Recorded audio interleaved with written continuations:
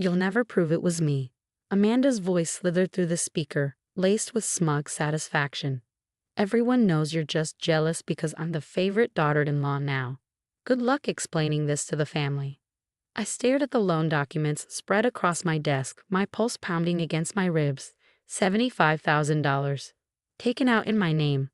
The signature, almost perfect, wasn't mine, but close enough to fool anyone who wasn't trained to spot forgeries. My name is Olivia Parker, and at 32, I had just discovered my sister-in-law had stolen my identity.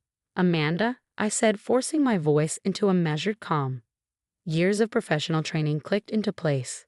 Taking out a loan in someone else's name? That's identity theft, a federal crime.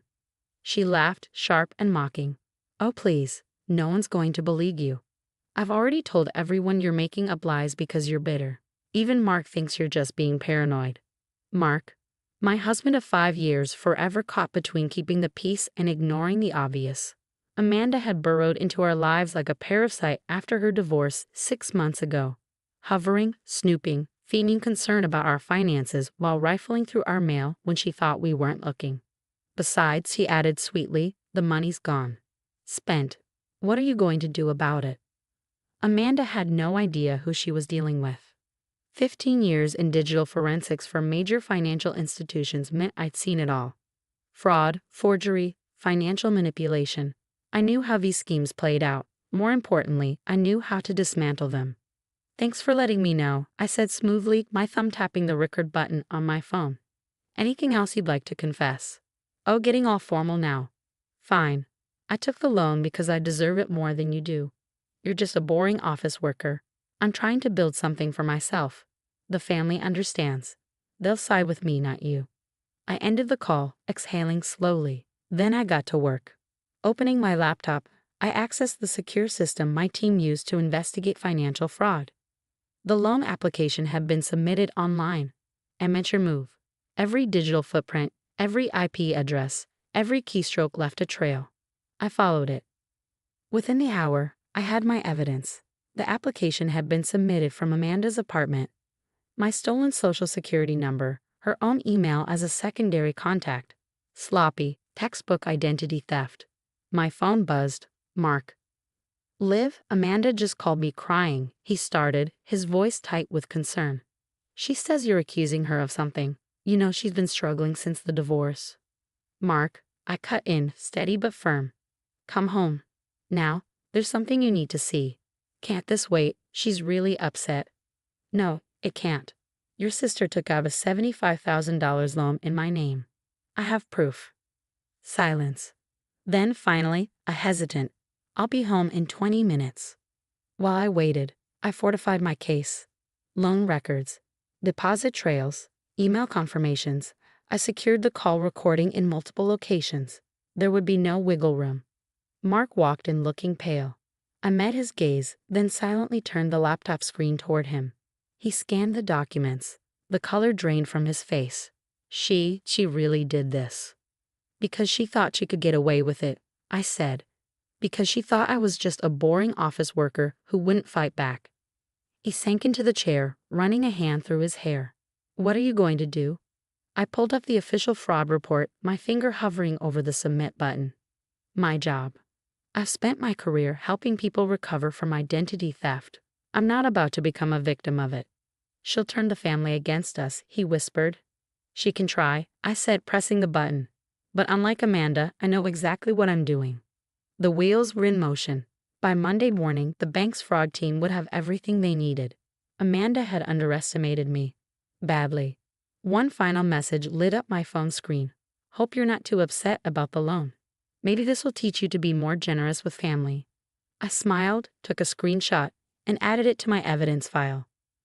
Amanda had just made the worst mistake of her life, and she didn't even know it yet.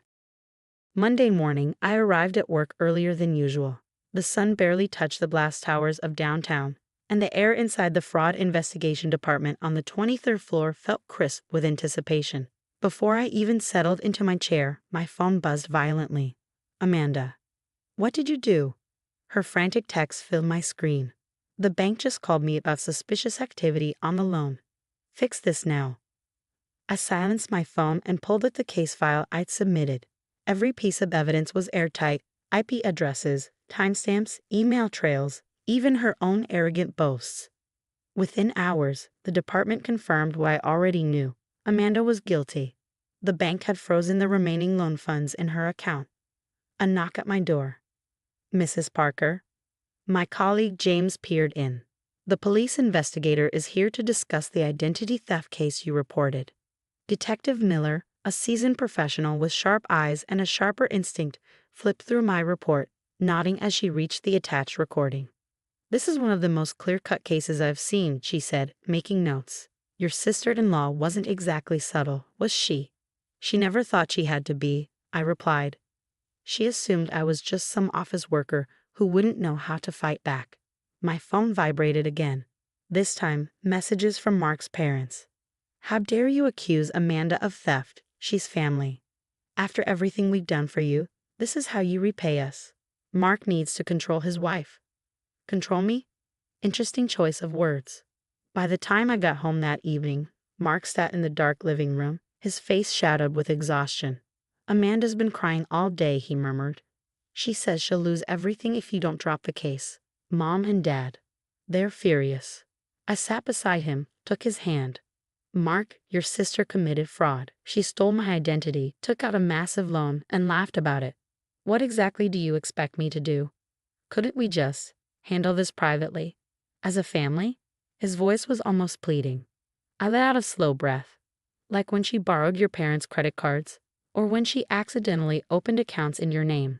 His expression told me he hadn't wanted to remember those. "This is why she keeps doing it, because no one ever stops her." Before he could answer, the doorbell rang. I checked the security camera. Amanda. Her makeup was streaked, her face blotchy with tears. "Please," she begged, looking directly into the camera. "Just let me explain." I opened the door but didn't move aside. When she tried to push past me, I stood firm. "The bank froze everything," she wailed. "They're saying it's fraud. You have to tell them it was a mistake." "A mistake?" I tilted my head. "Was it a mistake when you stole my identity? When you bragged that I'd never prove it was you?" Her sobs stopped like a switch had flipped. Her face twisted into something uglier, something more familiar. "You stuck-up bitch," she spat. "You think you're so much better than everyone with your fancy job? Guess what? The family will never forgive you for this. You'll always be the outsider who tried to destroy their daughter." I pulled out my phone and pressed record. "Is that a threat, Amanda?" She blinked. Then, slowly, she noticed the security camera above us. Noticed my steady grip on the phone. Noticed, for the first time, that she wasn't in control. Her voice dropped. What exactly do you do at the bank?" I smiled. "I investigate financial fraud and identity theft, and I'm very, very good at it." "So, Amanda, would you like to explain again how you got my social security number?" The blood drained from her face. Behind me, Mark exhaled as if waking up from a long, heavy sleep. "You've been playing us all along," Amanda whispered, "acting like some boring pencil pusher when really I was just doing my job." I finished for her. "Speaking of which, Detective Miller will be in touch soon. She'd love to hear your side of the story." Amanda stood frozen, speechless for the first time in her life. I shut the door, and for the first time in her life, she was alone with the consequences of her own actions.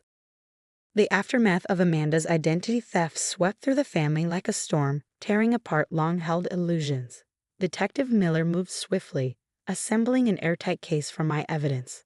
3 days later, Amanda was arrested, and just like that, the carefully maintained facade of family unity crumbled. I was in my office, reviewing the final case report, when Mark's mother called. "We found more loans," she admitted, her voice stripped of its usual confidence. "In James's name. In ours. Amanda's been doing this for years. We never wanted to believe it." The investigation uncovered a pattern stretching back nearly a decade. Amanda had stolen almost $200,000 from family members, always spinning herself as the victim, always relying on their loyalty to shield her from consequences. Mark stood by me through the proceedings, seeing his sister clearly for the first time. One night, as we sat on the back porch, he exhaled a long, heavy breath. "I enabled her," he admitted. "We all did. Every time we covered for her, We made it easier for her to hurt someone else. Amanda took a plea deal, 5 years of probation, mandatory financial counseling, and a court-ordered repayment plan. But the family's response was what surprised me most. During a small, subdued family dinner, my father-in-law set down his fork and looked me in the eye. "We owe you an apology," he said. "When Amanda called you vindictive, we believed her, because it was easier than facing the truth. You didn't just protect yourself. You forced us to face something we should have confronted years ago." The table was quieter than usual. Amanda's empty chair was a stark reminder of all the years they'd ignored the signs, the times they'd made excuses, but there was also something new in the air: honesty. "I found more evidence," my mother-in-law murmured, hands tightening around her coffee cup. "Old bank statements, times when money went missing, when things didn't add up. We always convinced ourselves it was a mistake. We never wanted to see what was right in front of us."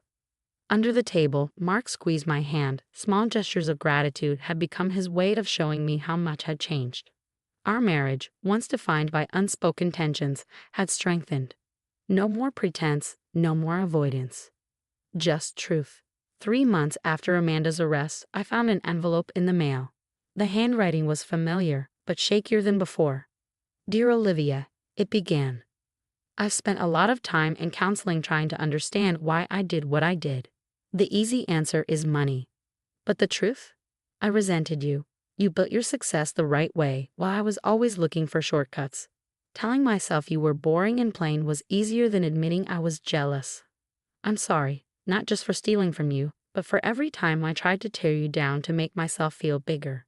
I handed the letter to Mark, watching his face as he absorbed his sister's words. "She's finally getting help," he murmured. "Real help. Not just excuses and cover-ups." The family began to heal, slowly and deliberately. Weekly dinners resumed, but this time, conversations were more honest.